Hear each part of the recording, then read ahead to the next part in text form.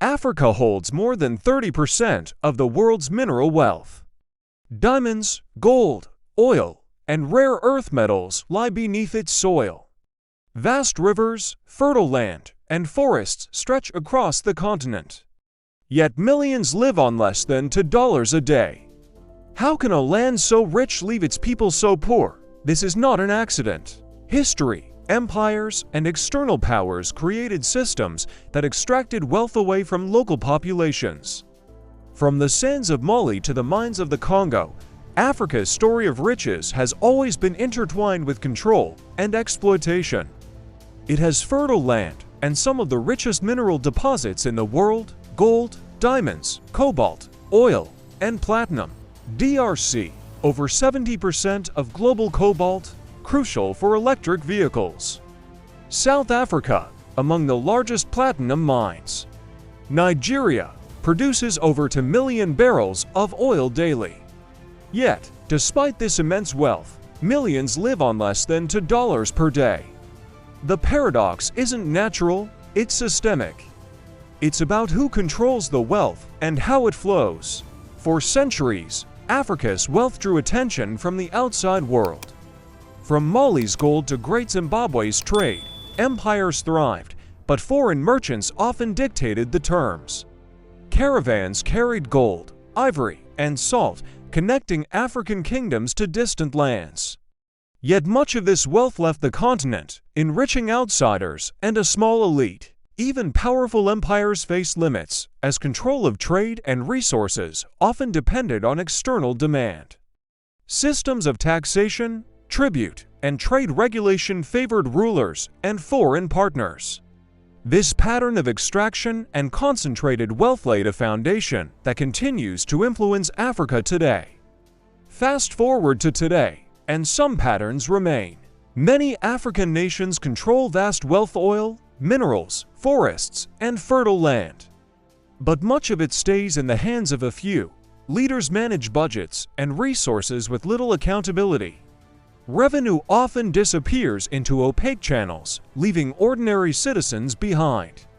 Poor governance, mismanagement, and corruption compound the problem. Even when wealth exists, it does not automatically reach schools, hospitals, or infrastructure.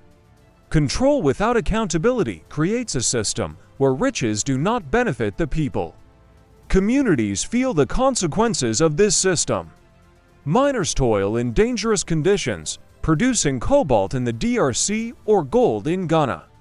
Oil workers extract resources in Nigeria, yet local villages see little improvement. Taxes and royalties sometimes vanish into national accounts without local reinvestment. Inequality grows, with urban elites benefiting while rural populations struggle. Economic potential is immense, but distribution is skewed. This is not a reflection of African capability or effort. It's about control, systems, and where the wealth flows. Africa's wealth rarely stays fully in African hands. Global companies extract minerals, oil, and gas under contracts that often favor foreign investors. For example, cobalt from the Democratic Republic of Congo fuels smartphones and electric cars worldwide, yet local miners earn only a fraction of its value. Gold mined in Ghana or South Africa is traded globally, enriching multinational corporations more than local communities. Trade agreements and foreign investments often prioritize export over local development. Even when African governments own stakes, profits can disappear through opaque deals or mismanagement. This creates a cycle where the continent produces wealth, but much of it leaves before it benefits ordinary people. Even when Africa produces wealth, it doesn't always reach the people. Leaders often control vast resources with little accountability. Poor management compounds the problem. Let's take the Aliko Dangote refinery in Nigeria as a case study. It's one of the largest refineries in the world. Yet it has faced delays, bottlenecks, and operational struggles. Some challenges are technical, but others come from systemic issues, bureaucracy, politics, and mismanagement. Another problem is how contracts are awarded. Sometimes, contracts go not to the most competent. But to those with connections, budgets are over-padded. Incompetent contractors are chosen because they owe favors. Returns flow to a few, not to the public. Even when resources exist, the system ensures wealth is captured by those in power. The ordinary citizen sees little benefit. This is not natural poverty. It is a structural problem, shaped by governance and control. So, who truly controls Africa's wealth?